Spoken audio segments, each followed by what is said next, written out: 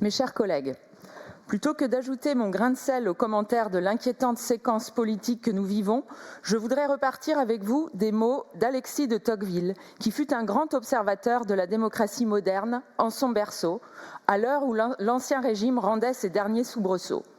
Je cite « La démocratie, n'apercevez-vous pas que ce sont les eaux du déluge? Ne les voyez-vous pas s'avancer par un lent et irrésistible effort? Déjà, elles couvrent les campagnes et les villes, elles roulent sur les créneaux, détruisent les châteaux forts et viennent baigner jusqu'aux marches des trônes. Vous reculez, le flot poursuit sa marche. Vous fuyez, il court derrière vous. Sachons donc envisager l'avenir d'un œil ferme et ouvert. Au lieu de vouloir élever de puissantes digues, cherchons plutôt à bâtir l'arche tutélaire qui doit porter le genre humain sur cet océan sans rivage. Quelles seront les conséquences probables de cette immense révolution sociale? Quel ordre nouveau sortira des débris de celui qui tombe? Qui peut le dire? Formulée quelques décennies après la Révolution française, cette observation de Tocqueville met le doigt sur deux dimensions fondamentales du processus de démocratisation. Son caractère, tout d'abord, de révolution sociale permanente. De fait, la forme représentative de gouvernement qui s'est progressivement établie en Occident dans le sillage des révolutions anglaises, américaines puis françaises a déjà connu plusieurs mues. Depuis l'époque de Madison et Sieyès, quand la fonction de représentation était l'apanage des élites du talent et de la fortune, en passant par l'avènement des partis de masse, émissaires de groupes sociaux stables et bien identifiés, jusqu'à la volatilité contemporaine du vote. Nous pressentons qu'une nouvelle mue est en train de se produire sous nos yeux, à l'heure d'un grand chambardement technologique et géopolitique. Une mue inquiétante, mais dont nous sommes bien en peine de décerner les contours définitifs. Quel ordre nouveau sortira des débris de celui qui tombe? Qui peut le dire? C'est là le second aspect pointé par Tocqueville, celui du caractère instable, voire périlleux, de cet océan sans rivage qu'est la démocratie, une fois larguées les amarres du monde ancien, de son Dieu et de la fixité de ses trois ordres. Il n'est plus permis de douter que la démocratie navigue aujourd'hui en eau trouble dans tous les grands pays où elle avait planté des racines profondes. Et pour ce qui est de la démocratie française en particulier, on se demande si elle a encore un pilote à bord et si la boussole du dialogue entre le peuple et ses représentants n'a pas été jetée à la mer. Une chose est sûre, le pays ne se sent pas écouté. Il ne se sent plus représenté. Et dans cette situation, il ne suffit pas de déplorer l'aveuglement et la surdité des responsables nationaux à l'égard des existences ordinaires. La dérive démocratique en cours interpelle directement nos propres pratiques d'élus locaux et régionaux. En tant qu'élus locaux, il nous appartient de prouver que c'est à l'échelle des territoires que le dialogue avec les citoyens peut le mieux être reconstruit, la confiance restaurée. C'est en tant qu'élus locaux que nous pouvons démontrer qu'une bonne partie des solutions au blocage du pays se trouve dans les territoires, dans les ressources de mobilisation collective, de coopération, d'inventivité, mais aussi de réalisme qui ne demandent qu'à y être activés. Or, qu'avons-nous fait de vraiment novateur, de vraiment radical, afin d'étayer, de revigorer la vie démocratique en Bretagne? Sommes-nous sortis des sentiers battus? Avons-nous bousculé nos méthodes quotidiennes, routinières, afin de consacrer suffisamment de temps et d'énergie à l'invention de nouvelles courroies de transmission pour le dialogue avec la société bretonne? Alors que nous avons passé la barre du mi-mandat, il semble au groupe Braise-à-Glaise que ces questions, certes un peu simples, peut-être irritantes, doivent être posées. Dans une démocratie qui prend l'eau, deux attitudes sont possibles. Nous pouvons choisir de ne rien changer, nous fossiliser dans nos fauteuils et nous laisser porter, tels des somnambules, par un bateau ivre dont les rouages institutionnels tournent toujours plus à vide. Cela reviendrait à laisser le vent en proue au projet de centralisme autoritaire que portent les nationaux populistes. Ou bien nous pouvons décider de jeter toutes nos forces dans la bataille, afin de réarrimer le débat démocratique et le pouvoir d'agir aux confluences névralgiques de nos territoires. Or, ce second chemin, fédéraliste, ne pourra être tracé sans reprendre langue avec les Bretonnes et les Bretons. C'est là que se situe la priorité occultée, jusqu'ici refoulée, de nos discussions sur l'autonomie et la réunification de la Bretagne depuis le début du mandat.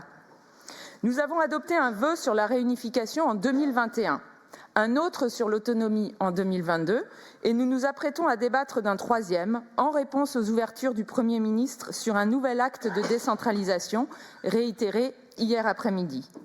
Mon groupe est évidemment très favorable à ce que nous harponnions cette occasion de faire entendre la voix de la Bretagne.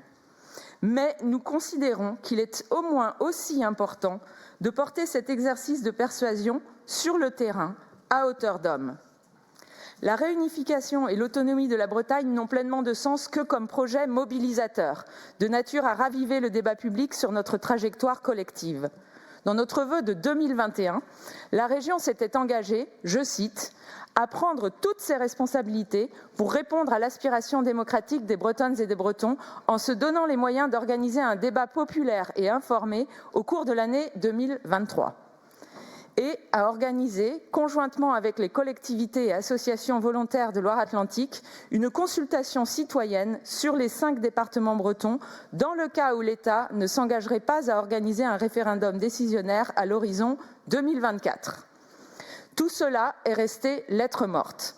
Mais j'en profite tout de même pour relever qu'en dépit du chiffon rouge de la libre administration des collectivités qu'avait alors agité Paul Molac pour enterrer notre souhait d'une grande discussion animée par la région Bretagne à l'échelle des 5 départements, le débat itinérant lancé par la ville de Nantes il y a quelques semaines, qui a voyagé jusqu'à Quimper, n'a suscité aucune accusation d'ingérence de la capitale historique sur la capitale de la Cornouaille.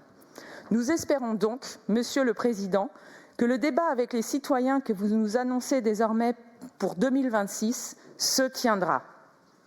Alors que le corps social n'a jamais été aussi fragmenté, il est de la responsabilité des élus régionaux de jouer à plein leur rôle d'intermédiation pour réamorcer une dynamique collective en Bretagne. Bien sûr, nous apprécions les vertus de la CTAP, du dialogue en chambre avec les élus des autres échelons territoriaux. Et nous comprenons les prudences de nos collègues de la majorité et de la droite qui sont vite rattrapés par la patrouille départementaliste. Mais le respect diplomatique du statu quo est-il la réponse la plus avisée lorsque tout le système menace de s'affaisser ? Il nous semble que le fond du débat n'est pas seulement de déterminer comment sera redistribué le pouvoir entre l'institution régionale d'une part et les collectivités infrarégionales de l'autre. Prenons garde à notre goût pour la mécano institutionnelle. Il est peu partagé par les citoyens. Notre projet d'autonomie pour une Bretagne réunifiée devrait nous conduire avant tout à chercher les voies d'une revitalisation démocratique de nature à irriguer en profondeur le tissu social et territorial breton sans prohiber l'émergence de configurations à ce jour inédites. À cet égard, le groupe Brézaglaise est tout prêt à balayer devant sa porte. Nous avons beaucoup plaidé pour un rapatriement du pouvoir de décision, pour un nouveau partage des compétences entre l'État et la région, pour la conquête des ressources fiscales qui sont indispensables à la conduite de nos politiques publiques. Tout cela est nécessaire.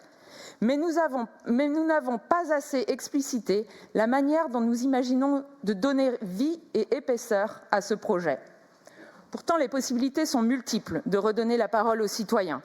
Nous pensons, par exemple, et cela a été dit par Carole Lebéchec, à la place que pourraient trouver les cahiers de doléances dans nos délibérations, ou encore aux pays dont nous avons régulièrement parlé ici et qui devraient, selon nous, être au cœur de l'action régionale, non parce qu'ils sont des fétiches du discours régionaliste, mais parce qu'ils sont le véhicule d'une alliance renouvelée entre urbain et rural, un terreau vivace de participation citoyenne et le socle de coalitions inédites entre habitants, acteurs associatifs et économiques, élus et scientifiques. En effet, nous avons la conviction que les bassins de vie, au sens fort du terme, celui de l'habitabilité, sont une pièce essentielle de notre avenir démocratique parce qu'ils permettent de tenir ensemble 3 sous-bassements de la vie commune: l'aménagement du territoire, la santé des écosystèmes et les attachements affectifs. Pour conclure, chers collègues, si nous pensons avec Tocqueville que la démocratie est un mouvement permanent, le fruit d'un engagement actif et éveillé de toutes ses parties prenantes dans la vie publique, alors il appartient à chaque génération de lui imprimer une nouvelle impulsion. La nôtre a une responsabilité particulière, celle de faire vivre le pluralisme, de ne pas laisser notre rapport au réel être défini et appauvri par les oligarques du numérique et les apôtres de la haine, et celle de ménager l'épanouissement de la diversité des formes de vie qui peuplent nos territoires. Je vous remercie pour votre attention. Merci, madame. Isson, la Bretagne, Agnès Lebrun. Président, chers collègues,